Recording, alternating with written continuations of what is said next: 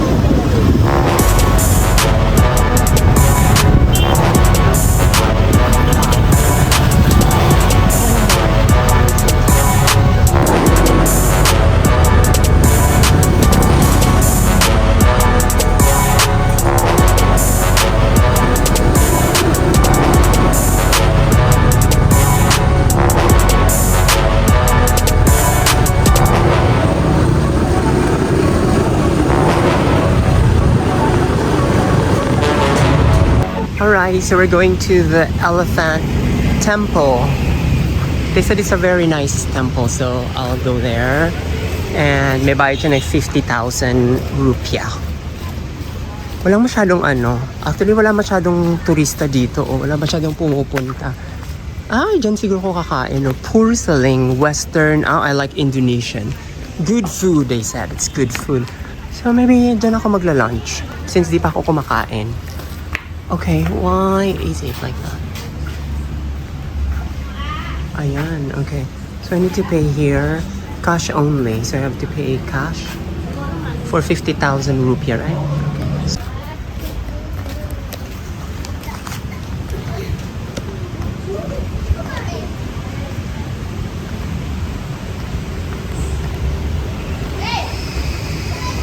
So you need to give this ticketing.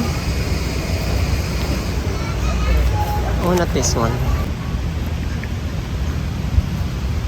Goa Gajah, also known as the Elephant Cave, is one of the oldest and most mysterious temples in Bali. It was built around the 11th century and served as a spiritual sanctuary for meditation and prayer. What makes it special is the mix of both Hindu and Buddhist symbolism in one place, showing how the two religions peacefully coexisted in ancient Bali.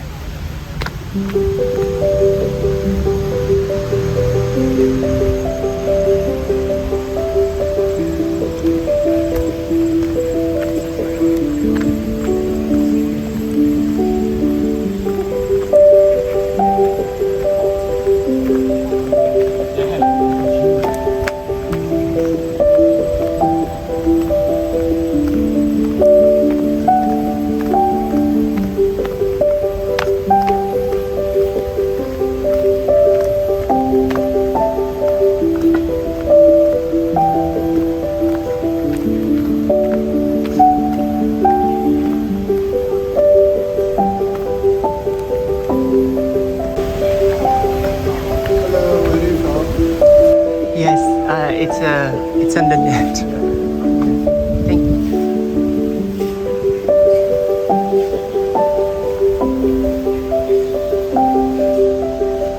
The most famous part of the temple is the dramatic cave entrance. The doorway is carved into a giant demonic face with an open mouth, almost as if the cave is swallowing visitors. Historians believe the frightening face was meant to protect the temple by scaring away evil spirits.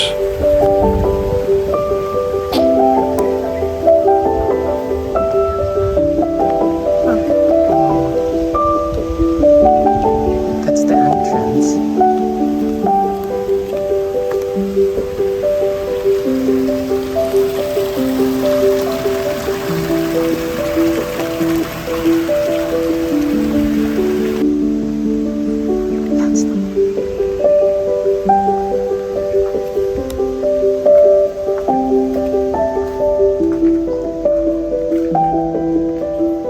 Inside the cave, the space is surprisingly small and dark.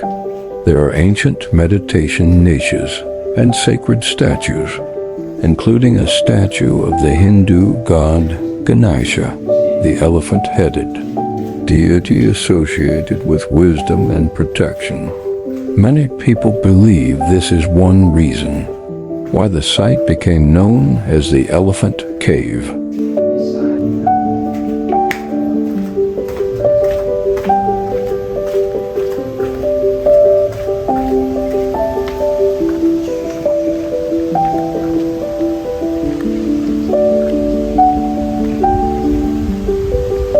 Beyond the cave itself, the temple complex opens into lush jungle gardens, ancient stone relics, and sacred bathing pools.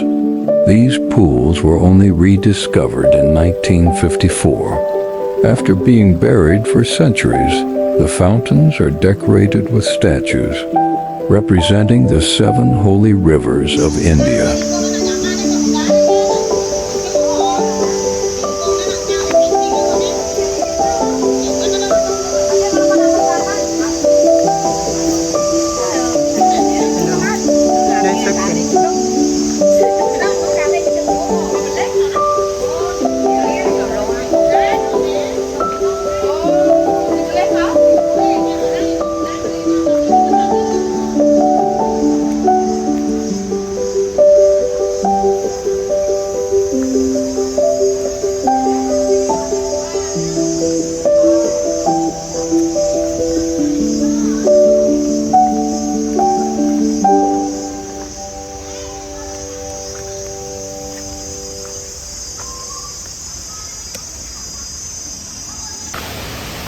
Is going to the Buddha temple.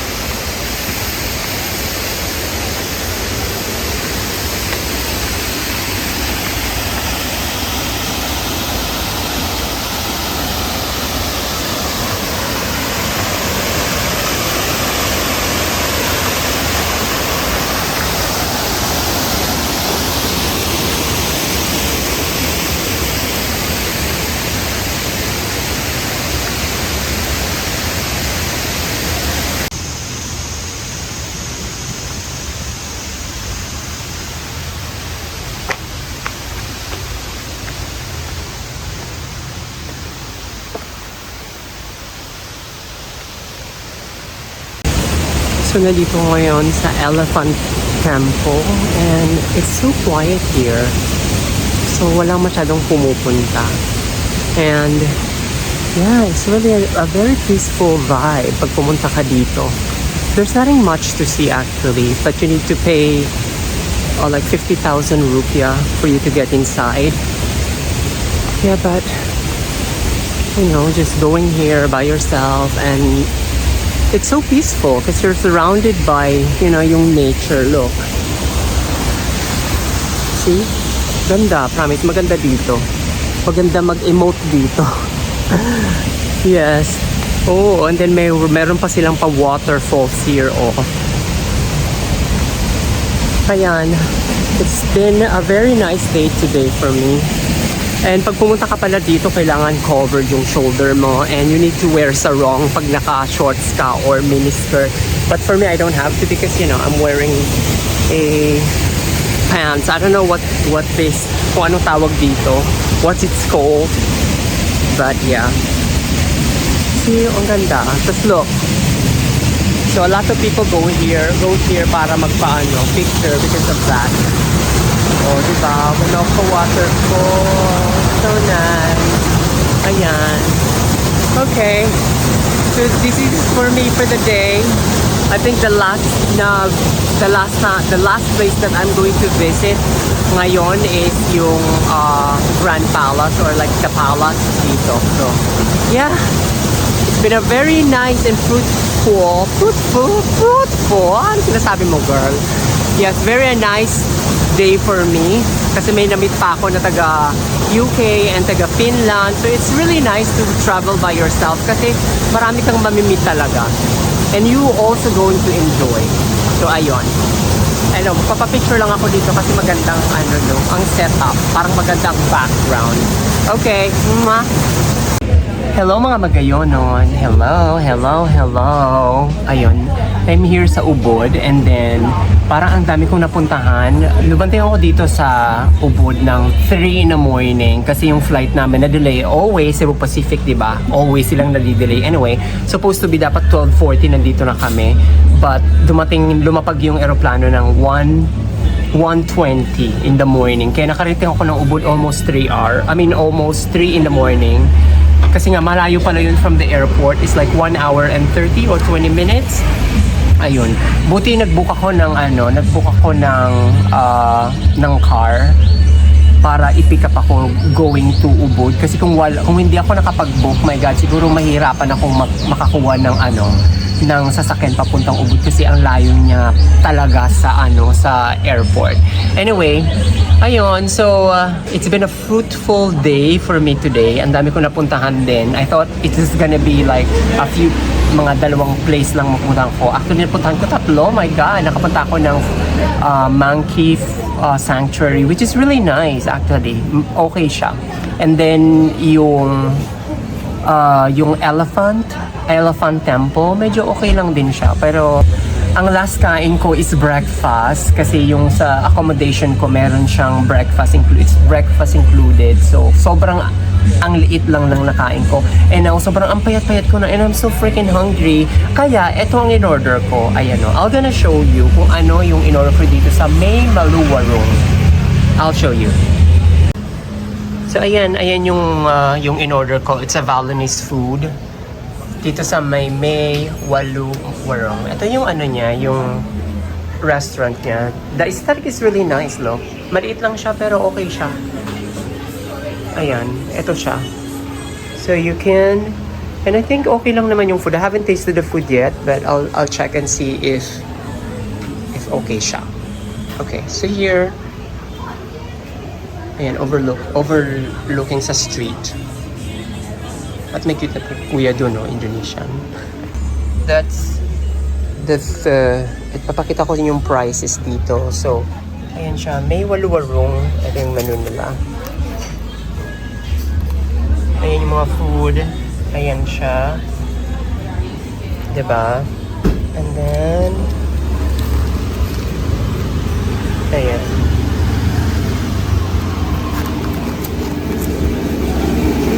Ayan, syempre Balinese food. Ito yung in-order ko. Maingay. Sorry. Ayan.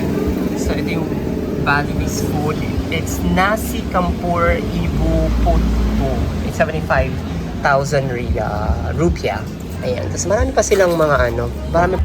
Alright, kakain na ako kasi sobrang gutom na ako. Grabe. Ang payat-payat ko na, diba? So, kailangan ko nang lumapang. Okay, bon appetit for moi. Bon appetit for moi.